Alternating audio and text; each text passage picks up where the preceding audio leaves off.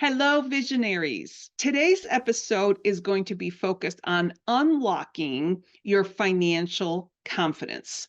I invited Lisa Sakai, who is a financial consultant who works with her clients on bucket list acceleration and getting to live the life they want now. As co-founder of One Vision Retirement, she has been working with clients across the country for over 12 years. Now, there are two things that I specifically asked Lisa to address in today's episode. One is what is up with budgets these days? And two, how do we apply her bucket list acceleration so that we are able to enjoy life today and not just save for retirement tomorrow? Lisa provides us a ton of tips and tricks to get to that financial confidence. The word confidence seems to be the theme of the year for all of us women, not only to gain confidence in our careers, but also to gain confidence in our financial lives as well. So stay tuned for my conversation with Lisa. All right, Lisa, well, thank you so much for joining me today. I am so excited to have this conversation. I know that you are a financial planner, and so I'm going to start right off the bat. You had mentioned to me when we did our intro conversation that budgets don't work. Yeah. So let's start there, Lisa. Sure. Yeah, I've been on this rant for a little bit. And essentially, the reason they don't work is there's a couple of reasons, but the biggest one is the mental block that we put up with budgets, right? Budgets are constricting in many respects. It's about limiting who we are, what we spend. It's about looking at all of our bad habits. There's a lot of kind of negative connotations with budgets. And the reason that they don't work is really mentally, we don't want to do a budget. We want to feel easy and free, and it's my money, and I don't want to feel suffocated by it. And in some respects, I feel like budgets have kind of made a negative connotation on money and planning and that kind of thing. Because when we put ourselves in a budget, I'll give an example. So I was on one of the Facebook groups that were talking about money, and it was part of the FIRE movement, which is financial independence, retire early movements. And this lady posted her written out budget, and I was interested, of course, because I do this for a living. So I was looking at it, and she had some items that I was like, is this aspirational or is this what you actually are going to do? Because she has a family of 4. She said she had 2 teenage boys, and eating out was only going to be $100 a month. Now, that seems, McDonald's for once would probably be $100 with 2 teenage boys. I don't have kids, but I would imagine that they're very expensive. And in terms of eating and all that stuff for boys. And so to me, I just, when I look at something like that, I go, is this actually what's happening, or is this aspirational? I kind of get the feeling it's aspirational, which is wonderful, but that just proves that your budget isn't very good, and it's not her fault. This is what we're taught. And so my suggestion is, instead of doing a budget where you write everything down and you say, well, and you have to do certain things, obviously, that are legitimate, like your utilities and stuff. You can't be aspirational with that stuff. Right. But we think, okay, well, I've got to fit it in $5,000 a month. So therefore, that only leaves me like $200 for anything outside of my need. That's not going to happen. Right. It's just not. And so instead of doing a budget, I suggest actually just taking a moment and looking at your accounts. Look at your bank account, look at your credit cards, and see what you're spending your money on. Observe, how much are you spending? When are you are there certain days you spend more than other days? You can track your emotional spending. So there are days that I just, I do this too. I'm not perfect. So there are days that I spend more because I'm emotional, and that's the way, instead of going to eat something, I do that instead. There are things that you can track, and you can start to see patterns in your own spending and curb them that way. And that, I think, is a much more useful tool. Take 10 minutes a week to do it. and you're going to see some really good results. Whereas I feel like budgets, you write them down, they go in a drawer, you say, oh, I'm going to do it. And then your spreadsheet kind of just sits there for a while. Your list is in the drawer and needs to be dusted off in 2 months, 2 years, whatever it is. It just doesn't, it's not motivating enough. There's no action to it. There's an action of making it, but there's no action step afterwards of how to implement it, really. Right. That makes so much sense. So it's basically you're on a money diet. And we all Mhm. know that diets don't work, Yeah. because, or they might work for a period of time. And then afterwards, you're like, oh, screw it. I'm tired of counting points or, whatever the Yeah, situation is. exactly. But I like how you said that, to like recognize your emotions, because that is definitely going to be an impact. And especially like, for example, today's like rainy out there and it's just kind of like, so instead of cooking, I'm like, oh, I'd rather go eat something. And by the way, I was at a doctor's office a couple of days ago. It was kind of late, so I knew I was going to have to pick up something for me to eat. My husband had already eaten. And I stopped by a restaurant called The Patio. It was just a chicken breast with vegetables and waffle fries, rice pilaf, and it was $30. Oh And I was gosh. like, holy camole. Like, so they charged me extra for the sweet potato fries. They obviously the rice pilaf was a side, but the sweet potato fries was like an upcharge of 350. Oh And then goodness. the rice was like 250. I was like, holy cow, how did I go from a plate of like $12, to $25 or something like that? I was like, oh my gosh. So I do feel that $100 for a Mhm. family of four adults or teenagers Yeah, is very unrealistic, because it even my is. husband and I, we've said we used to be able to go out for breakfast for like 30-35 bucks, and now it's 50 bucks. So same breakfast, we haven't really changed anything. So Mhm. it really, obviously, with the pandemic and everything, times have changed. But so I like your alternative about kind of looking at your budgets or I'm sorry, your spending, like credit card statements, things like that, and try to be more realistic. Now, I know for us older people, we were kind of used to reconciling our checkbooks and things like that. Although I will admit I don't do that anymore because it's not as necessary. But how how are young people, and when I say young people, like people that are starting out in their careers, Mhm. how are they managing their money, or how are they not managing their money is probably a better question. Yeah, I think probably the majority of them don't manage it, which I can't say is surprising. Most of us, turn to our kids or turn to the kids in our lives and we go, you should start early because, we've all had this talk. I wish I had started my 401k early and all this stuff. And whether they do it or not, most of them don't probably. But I would say there are some good tools. There are things like mint.com or you need a budget, which I know I just said don't use budgets, but it helps at least kind of understand where you're spending your money on. Mhm. I think also the biggest thing is, I do have some younger clients. I have a client that's 24 right now. And he started with me when he was very young, actually. And he is funny. They have a goal, nobody's really asked them what they want. And I think that if they have a conversation about like, what is it that they really want? Do they want to buy a home? Do they want to go on vacations? Do they want to just have tons of spending cash to be able to hang out with friends?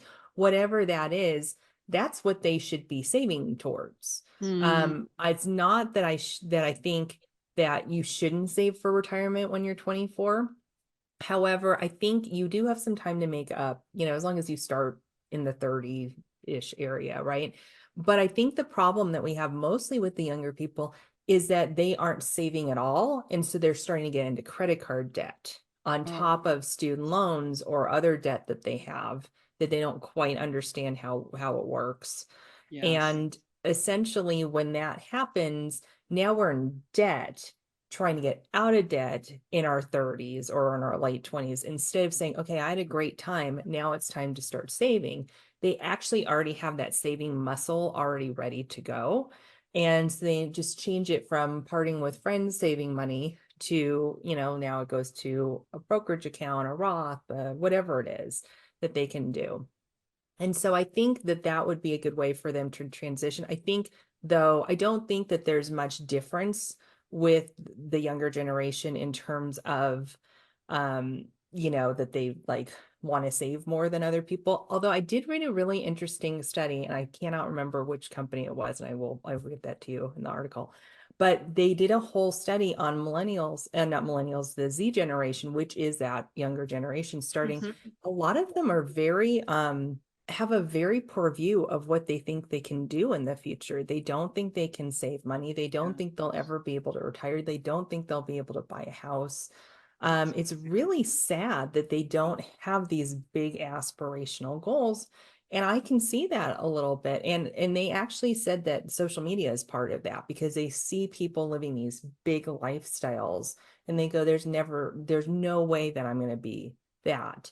And they don't really see that, the everyday life, the Mhm. amount of work that those people had to do. Maybe that trip was free for some reason, like there's just different things that they're not seeing, and they're taking social media as like, this is what life is going to look like, and I'm not going to make that, which is Right. really interesting. I also read an article, I think it was Wall Street Journal, that just talked about how the younger generation is not, a lot of them decide not to go to college, that they're going to trade schools, and Yeah. which I think is really, really interesting because it just shows their shift of money, because so many of us in the X and millennial generation thought we had to get a degree and, a college, 4-year college degree, whatever. And I love that they are being independent thinkers and going, I don't want to pay, Right. $250,000 for a degree that's useless. I would rather pay X amount and have a trade that I can utilize, which I think is great. So Yes. it's going to be interesting to see this generation grow. I love that. And I've seen the same thing with weddings. I've Mm-hmm. seen some TikToks, and actually, my son, he's engaged to be married in September, and he and his fiance are doing a very small wedding. It's a very nice venue in Vegas. So it's just like 40, 50 people. But my future daughter-in-law, she's like, I don't want a bridal shower. I don't want the rehearsal dinner. I don't want, the bridesmaids. She gave them the color and they can pick out their own dress. So she's being very practical and so realistic with everything. Mm-hmm. And she's like, I just want to marry, Bobby. So I think it's so amazing that they're able to kind of really bring all of the expenses down, because I mean, I've known people that spend 30, $40,000 on a wedding, and at the end of the day, you're married regardless, and you now have all this money, or your parents had to pay all this money. So would you rather have a 30 or $40,000 wedding, or Mm-hmm. a house, with a 30 or $40,000 down payment? So I've Exactly. seen TikToks on that as well. Yeah, it's And it, really funny. I was just having a conversation. We were changing banks, so have to sit there forever with somebody. And sure. luckily, our lady was really nice, and she said that she had a friend that had done like $100,000 wedding or something like that, and the marriage lasted 2 years, and she had all of this debt to pay. And it was not joint debt; it was her debt because she wanted it. So it's crazy. So she's doing the Yeah. right thing. Your future daughter-in-law is doing the Yeah, yeah. So right. that is so interesting. Okay, so I know that you had mentioned previously that your clients primarily are people in their 40s, 50s, kind of ready for retirement. Yeah. But do the women that are primarily your clients, do they have a really good handle on managing their money, their finances, their investments over the younger generations? No.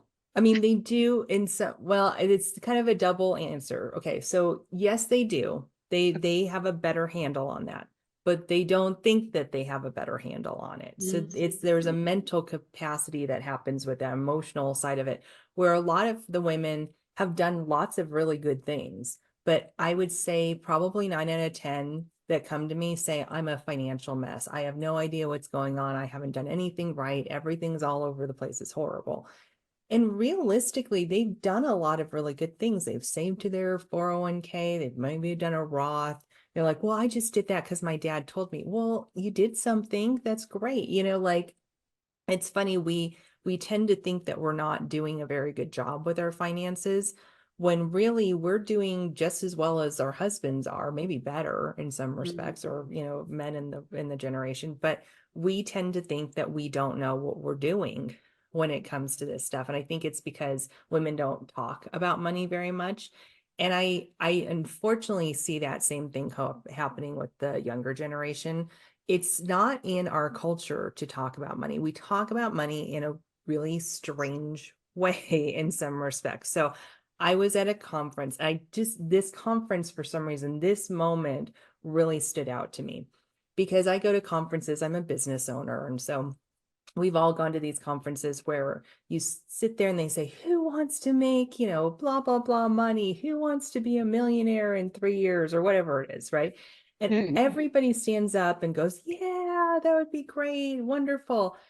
But at the same time, it was funny. I was sitting there and something occurred to me, and this was not derogatory to anybody in there, but something occurred to me saying, but what would you guys do with that money? Do you know how you would handle it? Do you know what you want to do with that? Would you just reinvest it in your business, which is okay, but would you have a plan, a strategy, or anything with this money? And it's funny because I don't think any of them did. So we Mhm. all want to make a lot of money because we feel like that would show us that we're successful. But I've seen very successful business owners, multi-million dollar companies who are just so afraid of their money, so afraid of their Mhm. books. And we have people out there who will tell them, well, you just hire somebody for the money. You don't need to worry about that. And Oh, that just sinks in even deeper that you don't know what you're doing. So therefore you have to get somebody else to do it, which they do. And I disagree. I think the money is the pulse in your business. If you don't know what's happening with it, that's how people get taken advantage of, unfortunately. absolutely. And Absolutely. Well, so, a perfect example, just that's, common, famous person, Britney Spears. Britney mhm, Spears is the perfect example where her family took over her entire earnings and she couldn't buy gum. She couldn't buy anything. Like it's just like they had her. I was listening to her book and it's more of like, so I empower women. And when I saw the book, I'm like, gosh, I really wonder how she got to where she got to. Like, how did she allow this to happen? And it wasn't her allowing it. They just kind of started taking from her. And then they had her on a diet. She couldn't buy any clothes. She couldn't buy any food. It's just like, oh my goodness gracious. I just cannot imagine doing that to a family member. But I digress. So back to you were talking about having more money and not mhm, really necessarily knowing the strategy. So my husband and I we were on a walk a while back, and I think the lotto was like, I don't know, $80 million or something like that. And he's like, oh, wouldn't it be great to, win $80 million? And I was like, but if we won $80 million right now, how would our lives change? yeah. We're not flashy people. We don't, own all the name brand stuff or the cars, or like my car's 10 years old, it's not like I would get, eight or say $40 million after taxes and everything and be like, oh my God, my life is going to be so much better. I mean, I could make it better for family members and like friends and charities and stuff, but my own personal life would not change from, my Mhm. day to day. So I think that was a great observation on your part because, all right, who wants to make $1 million? But then how's your life going to change? What are you going to do with the money? What's the strategy? So I think Exactly. that's really brilliant. Yeah, So I honestly think, just to completely answer your question, I think the yeah. younger generation of women, I'm hoping, start to have, I do notice that they have more of a plan Like the younger women that I've talked to do seem to have more of a plan for their life, like where they want to go, what direction they want to go in, than millennial and really even women in the X generation like mine. Like they didn't have a plan necessarily, which I think, younger women do have more of a plan. So maybe that means that they have more of a plan with their money, but I think it's an overall change that needs to happen with women in general of having more conversations about money and not being so fearful that people are going to judge you based off of things you don't know that nobody taught you. Right. Yeah. And also not being afraid of not following the trends, not having the purse or the car or the house or whatever, because I think that's when people get in trouble. There's a very prominent neighborhood close by us, and sometimes you walk by and the front rooms are completely empty. So they have this huge house, and then one of my sister calls them house poor. So they have the house, but then they have no cash, no money, older cars, things like that. So Yeah. I always think it's kind of interesting how things are. And I do think the younger generation, both in their careers, they know what they want, they know what they don't want, which is companies that don't have integrity and Mhm. have some kind of social contribution plan, something like that.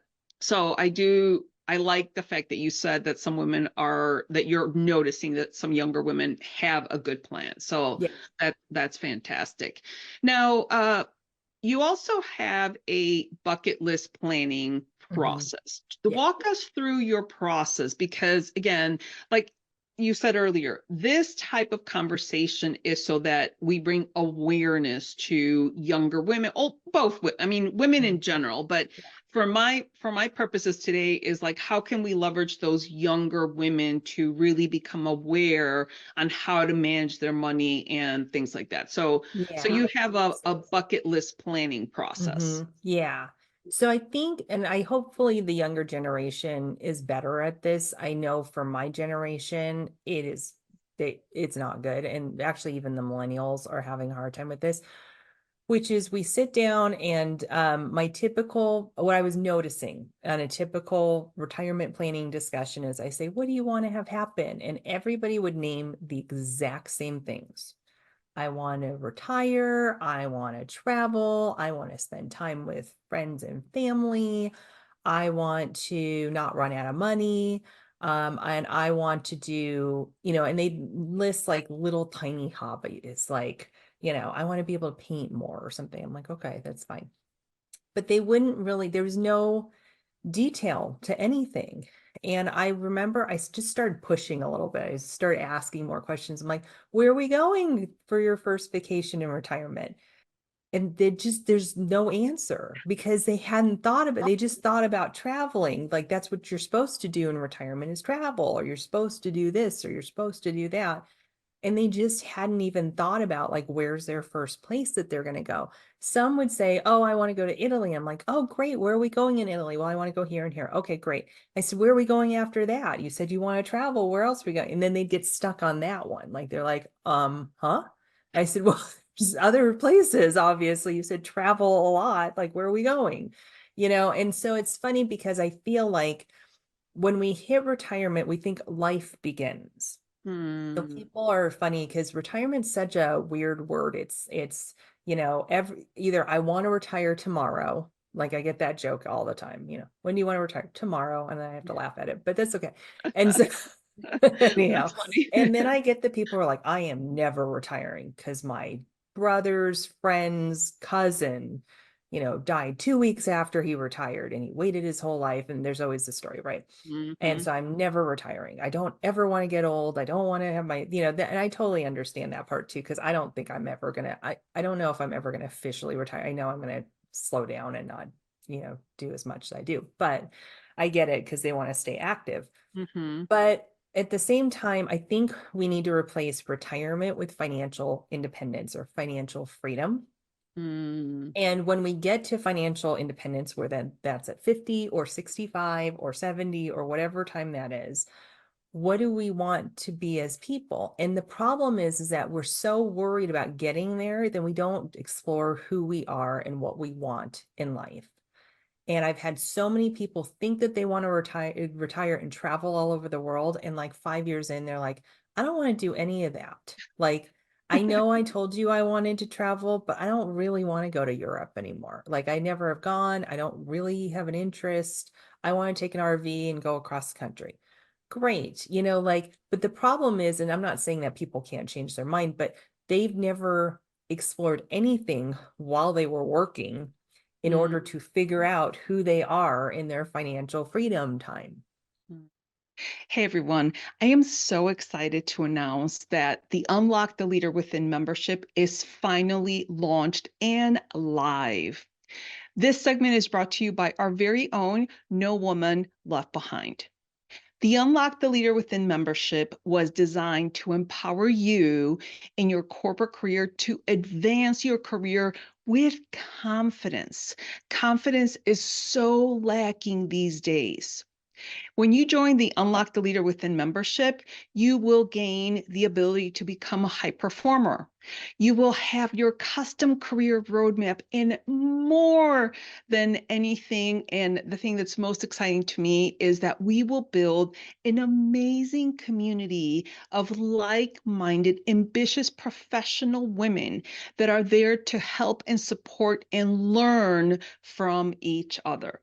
This incredible membership is up and running, so check it out. Go ahead and scan the QR code over here, or if you're listening to this episode, go to the episode website and click on the Unlock the Leader Within membership to check it out. And now back to our episode. So, bucket list planning is twofold. A, it's to get people to explore and do some stuff before they retire. Because if we just wait till retirement, then of course, that story of the guy who died 2 weeks after he retired is horrendous. Yeah. But if he had done some bucket list planning, then it wouldn't be, I mean, it's still sad he passed away early, but it wouldn't be the same tragedy because he didn't wait his entire life to retire. Yes. And then the other thing is that you get to kind of feel like, what would retirement feel like? What would I be doing? I was on a different podcast and the lady was saying that her friend had talked about fly fishing like for 5 years. And then he retired and he bought all the stuff too, which I think is hysterical. Bought everything. And he went fly fishing and he came back and he said it was so boring. Why would I want to do that? Like, I'm so bored the entire time. I'm like, you bought all, and she's like, why did you buy everything? Like, why didn't you go once before like, and it's funny because we all know somebody who's done that. And so essentially, bucket list planning is to get you out there doing some stuff before retirement. So retirement's not this big like ooh thing at the end of your life. It's supposed to happen throughout it. Also, I find that women in general, we tend to put everybody in front of us, right? Everybody else's vacations, you have to go visit mom and dad. That's my vacation this year, all this stuff. Not that you don't want to visit mom and dad, but that's not a vacation. Right. That's seeing your family. Yeah. And so we never actually do anything for us that we want to do. And we keep pushing it off and pushing it off. And, I have clients who do this. I have friends who do this. They're like, oh, I'm going to go to France someday. Okay, it's been 5 years. When are we going to do this? Like, when are we? So basically, bucket list planning is to actually have some kind of goal, like going to France, let's say, and we're going to put a time on it. We're going to say, in 2026, June of 2026, I'm going to France. Then you figure out the cost and we back into it. And we go, okay, this is how much I need to save. And maybe you can't get to that point right away, but we start to like kind of figure it out. And maybe we have to push it out a little bit. Maybe it's not 2026, maybe it's 2028, but it's okay. We have a deadline. We have an amount that we're going to be saving and we have a strategy on how to save it. And so people are funny because if we actually put this stuff in and you start saving towards something, the chances of it happening are much higher. You are going to have a much more fulfilled life. You are going to understand how to control your money better than you did before because you're not just throwing it on a credit card and figuring out how to pay for it later. And you're figuring out do you like international travel? Do you want to go back in retirement? Do you want to do, you're figuring out who you are outside of work, outside of your family, outside of those obligations that you have. And Mm. so there's just a lot of layers that happen. And it's funny, I was on a call this morning with a client and they were like, well, what if we, they changed their mind about what their bucket list items are? I'm like, that's fine. Let's do that instead. And they kind of looked at me and I said, because it's not about the thing at the end. It's about the money that you have available to do what you want with it. Right. My husband has a Corvette fund. I put quotes Uh, because I don't think he'll ever buy a Corvette. We have this discussion all the time. And he's like, I don't know if I'm going to buy the Corvette. I'm like, it's okay. We have the money. It goes to something else, goes to a different vehicle if we want to do that, or it goes into our retirement. It's right. fine. Like nobody's ever complained about having too much money saved. Right. So that's the whole Oh, idea for bucket list planning. I love the bucket list planning. So a couple things come to mind. First of all, I think it's so funny about older men trying to buy Corvettes because the Corvettes are really low to the ground and I it's really know. difficult to get in and out of the car. It's like, even for me, Mhm. it's like how can a grown man, older man in their 60s, 70s be able to like climb in and out of his car that's I so have low? no idea. That's why we were going to buy it earlier, but now he's like, I don't think I want to buy it. I'm not sure if I really want it. I'm like, that's okay. That's That fine. that's funny. And then the other big thing is you're almost having your clients put their dreams on paper Yeah. and really be intentional about what it is that you're trying to do. Because I've also heard my husband is 61 and a lot of his friends are passing away already, like, and it's just so sad. And I think he definitely is aware of, life and mortality. We're really trying to, focus on, let's just enjoy what we have and what we are now, because you never know. But I've also heard of kind of retirement as your third, because people are getting tired of the leisure time where they have no purpose, say. Have you had conversations with your clients about that? Yeah. Well, I haven't had conversations. I've seen it a little bit. Okay. There's two kind of extremes that happen Mm. at the beginning of retirement.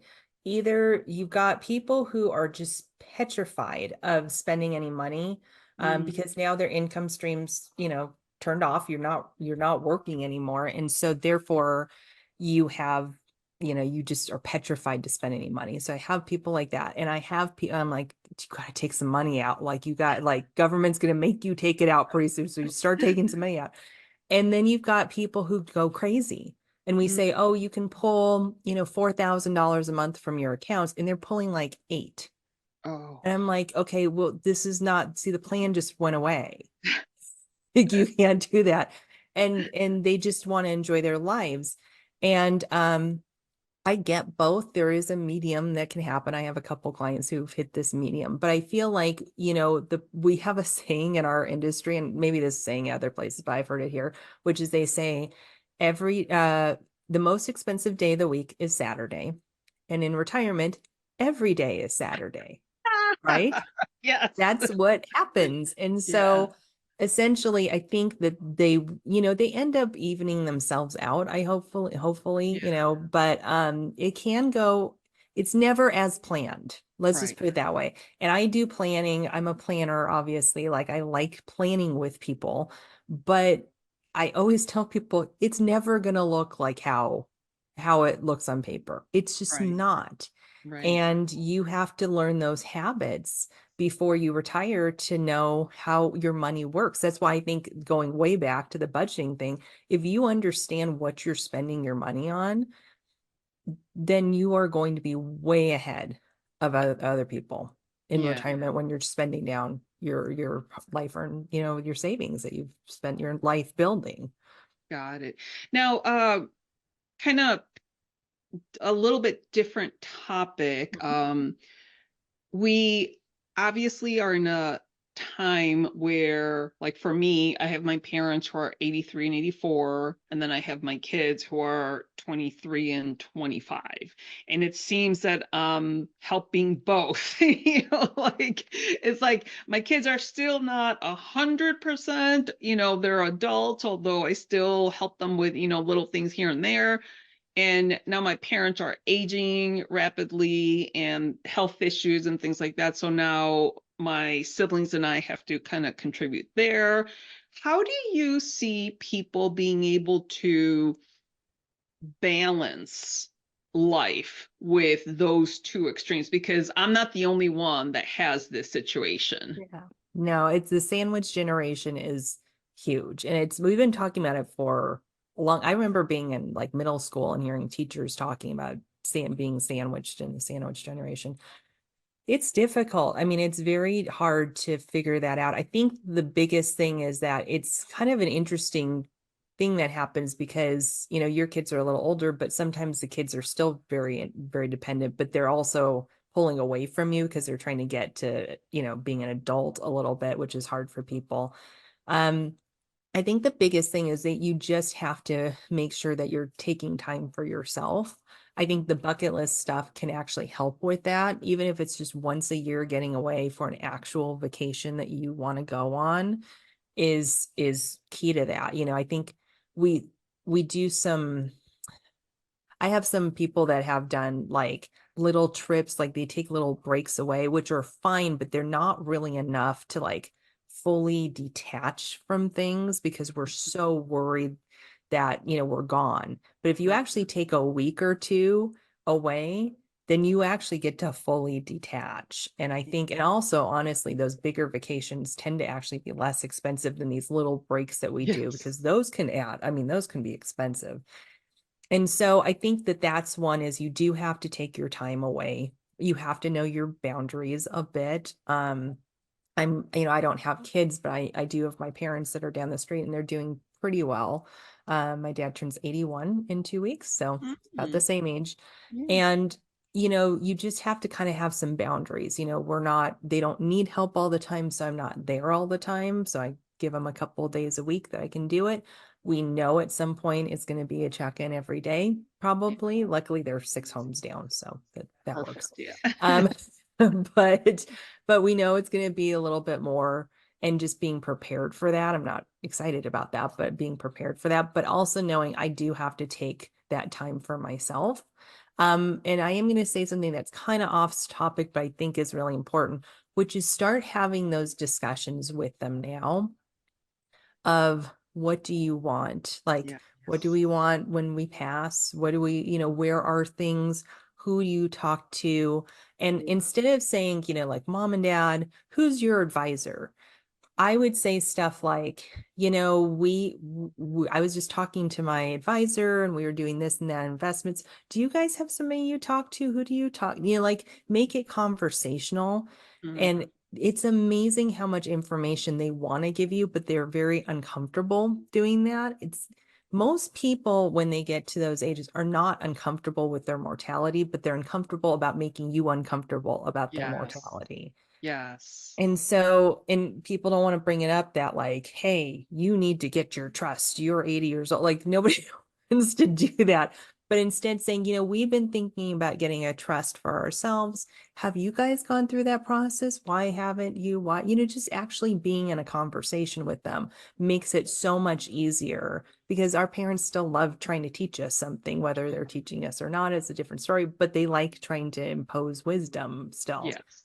Yes. Um, so that's the way I would handle it because honestly, when parents pass, it is a very stressful time. I mean, talk about it's stressful when they're alive, but when they pass, it is so stressful. And if you can get all of that information, so much easier. Yes, I It's agree. I so think much that's easier. that's fantastic advice. All right, Lisa. Well, we are at time now, but I do want to ask you one last question. Sure. You gave us a lot of really good information. We talked about many different things, but is there maybe one thing that you think someone could do in their lives right now that will be easy, well, not easier to easier to apply? Mhm. It's funny. I'm going to give you a different answer that I've ever given anybody else. And I think that honestly, this is going to make the biggest difference for people, for women in particular. Make a choice to read one financial article a week. Go to Oh, Yahoo Finance, go to Google, go to whatever, and just start reading one article about some personal finance, something. That's going to make a huge difference because you're at the first, you're going to be very confused of what they're talking about and go, this is horrible. I feel stupid already, and this is making me feel stupid even more. Okay, but just keep doing it once a week, read something because it will start to make more sense and you will build your confidence up. And by building your confidence up and realizing that you know actually just as much as your spouse does or your dad does or something like that later on, you will be like, oh, I can do this. And I really think that the thing that holds women back the most when it comes to their finance is their lack of confidence because yeah. we just weren't taught this and we don't discuss it with each other. And then if you've gotten to that point that you feel like, oh, good, start asking your friends, did you read that article about such and such? They get them to start, let's start having more conversations about money. You don't have to give them personal information, but if Mhm. we can just start building that into the female culture, I think we are going to be so much better off as a whole.